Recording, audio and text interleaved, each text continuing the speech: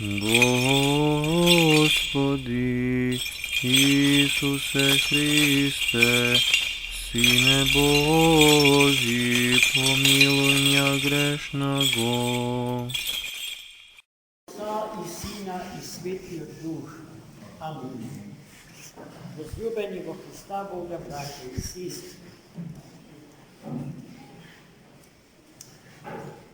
Всякая помесна православна църква и покрай тоа што не е демографски детерминиран, етнички ограден, бидејќи црквата Божја не е географски или демографски, туку духовен простор, а тој простор е безпросторен простор и во него има место за си.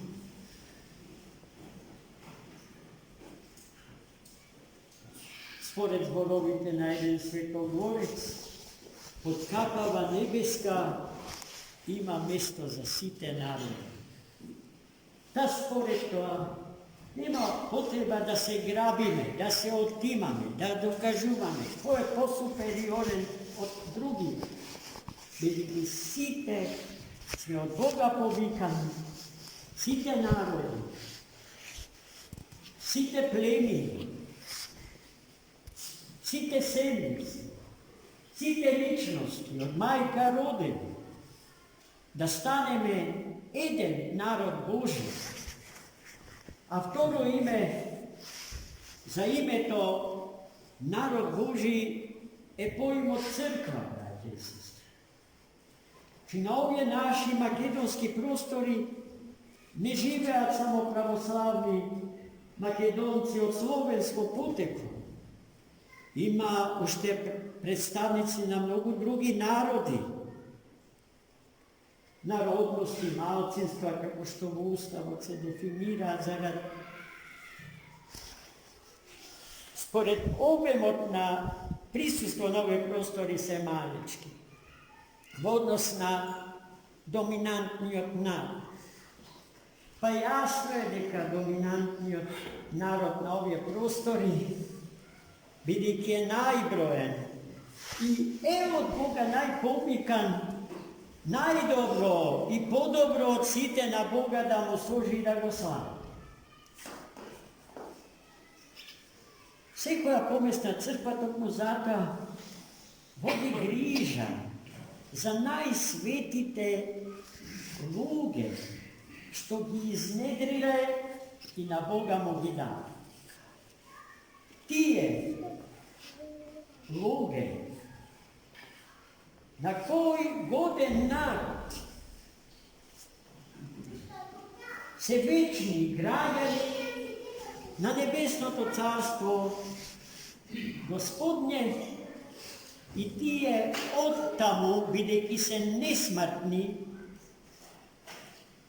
и вклучени во вечно живата литургија што ја служи самиот Христос на небесата, се молат за наше спасение и за спасение на сите други народи и луѓе на планетава Земја.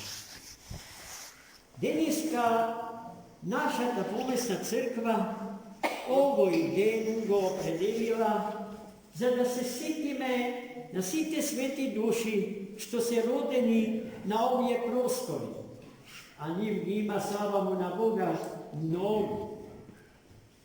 Па не знам дали сгрешил светиот подвижник Јустин Келиски кога рекол дека на небесата има простор и за неговиот небесен српски народ, како што има простори за нашиот небесен македонски народ и за секој друг православен народ. Зошто смислата од животот во овој свет, кој што го доживуваме како еден вид транзиција, како еден вид патување низ времето и просторот на овој свети век. Има, доколку стигнеме пред портите, светите порти на Есхатонот, низ нив треба да се помине, за да се влезе во царството несмртно, на живиот и несмртен Бог. Троица се разбира, Отецот, Синот и Духот Свет. Кој ќе ги донаброи светите души што се изнедрени од овој народ и сите други што на овие простори живеат? Нивните имења само еден Господ ги знае, но и оние што ги знаеме се премногу за да можеме лесно да ги наброиме. Ние само во отпустот на денешната света литургија спомнивме не знам колку свети души родени на овие простори. Но тие не се, браќа и сестри, свети, затоа што Бог однапред решил само тие да се свети. Бог не повикал сите да се освети. Секој од нас, за цел на својот историски живот и постоење, го има токму тој предизвик да се освети, да стане свет, Бог по благодат од Бога, да се обожи. Но малкумина од нас знаат за таа цел што од Бога му е предназначена на секој човек во денот кога ќе биде зачнат во утробата на својата мајка. Патот на осветувањето воопшто не е едноставен. Ако беше лесен, сите ќе беа православни христијани и со ореоли на главата. Во кафулињата и ночните клубови не ќе имаше ниту еден човек, а црквите ќе ни беа преполни. Но работите се обратно пропорционално. Во црквите имаме малечко присуство на народот Божи во овој град и во оваа земја, ако го споредиме со потенцијалните личности што ги имаме и ги има од Бога дадено за да се црквува. Оние што доаѓаат, споредено со оние што не доаѓаат, се премногу. Та овој свет некако е поволшебен, попривлечен отколку светот за кој што сме создадени. Но во тој свет, згора на тоа не се доаѓа лесно, бидејќи треба да се справиме со себе самите, со собствените страсти, за да се стигне до предпортите на светиот Есхатон, треба себе самите да се победиме, а не другите. Само оној што се победува себе си, ја постигнува целта на своето историско и метаисториско постоење. Како тоа се случи? Па во денешното свето Евангелие, чиј автор е светиот апостол и евангелист Марко, уште на самиот почеток е повторена една мисла која што неколку пати е запишана и во другите евангелија според Матеја, Лука и Јован.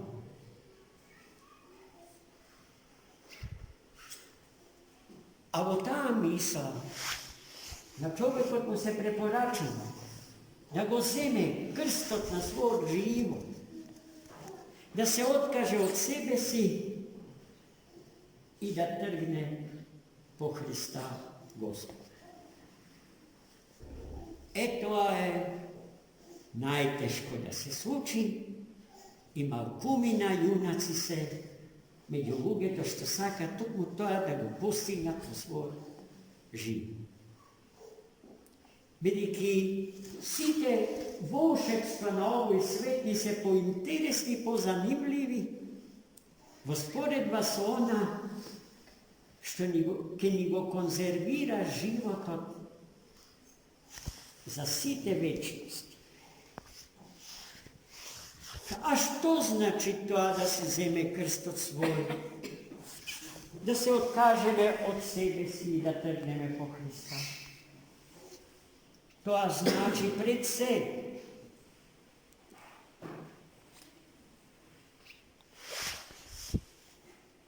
да се справиме со своите слабости, со своето несовршенство, со својата грешност. Од себе таквите да се откажиме во името на оној човек за кој што сме создадени. А тој човек за кој што сме создадени е човекот во Богочовекот Христос. Совршен, безгрешен и несмртен. Поинаку во Царството Небесно не се влегува. За да се случи тоа, потребно е да го живееме Светото Евангелие. Не просто да го читаме. И не просто да зборуваме за Светото Евангелие онака како што јас денеска ви зборувам. Без да се обидам да го живеам, без да го преточам Евангелието во свој собствен живот. Штом постои тој вакуум помеѓу зборот и животот, нашиот збор, нашата реч е неубедлива, бидејќи е лажна, бидејќи не кореспондира со вредностите за кои што вербално само се залага. И потоа истиот евангелист во продолжение на денешната евангелска перикопа не соочува со уште еден битен факт. Оној кој што сака или чија душа умира заради Христа Господа и Неговото Евангелие, умира за вечен живот.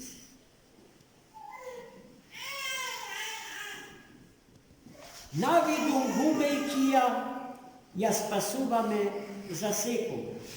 И оној кој што ја чува душата своја, живејќи богоборно, против Христа Господа и против Светото Евангелие, тој за секогаш ја губи, бидејќи живее за смрт. Оној што умира за Христа, умира за живот вечен, и оној што живее без Христа, живее за вечна смрт.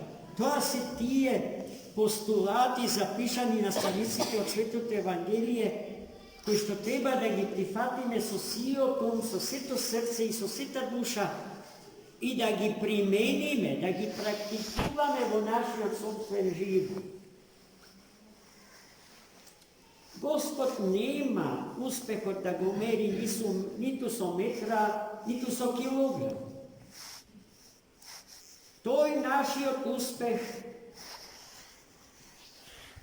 да се охристосиме, да станеме малечки Христоси според благодата Божија, ќе го оцени според нашиот труд, според нашиот вложен труд да станеме така. Малечки Христоси по благодата. Малечки сонца на големото сонце. И таа оценка ќе ја даде самиот Христос. Ниеден друг меѓу луѓето не може да ни суди и да ни пресудува.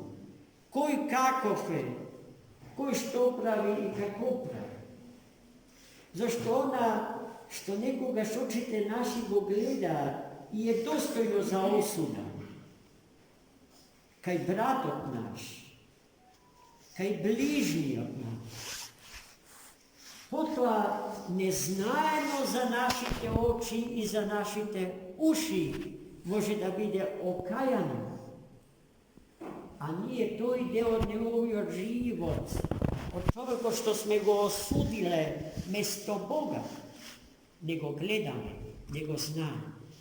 I zato našite ocenki se najčesto promašeni, netočni. I особено тогаш, кога сме подготвени да им судиме на другите, така што им се предпоставуваме како безгрешни, безмалки како Бог. Кој не греши? Оној кој што се самоосудува. Свети Серафим Саровски на едно место правилно вели: самоосуди се кога грешиш, за Господ да не те осуди.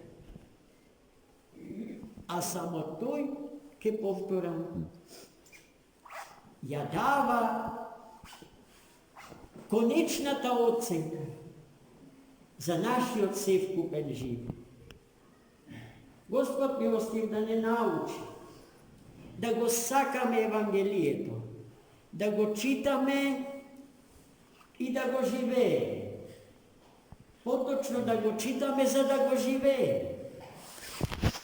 Зашто на тој начин сме му се поблиски на Христа Господа, од Него прегрнати и благословени, а портите на Неговото незаодно царство секогаш ширум отворени за нас и за нашето боголюбие, кое што од друга страна е ослободено и спасено од секој егоизам и релативизам, зашто вистинскиот православен христијанин не сака и не пристанува да биде спасен само тој.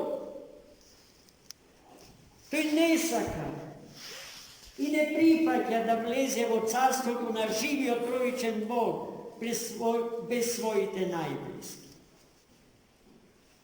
Па така се случува тоа што повторно светиот мистик на руското православие Серафим Саровски го вели: спасувај се и уште 1000 околу себе си ќе спасиш. Амин. За многу.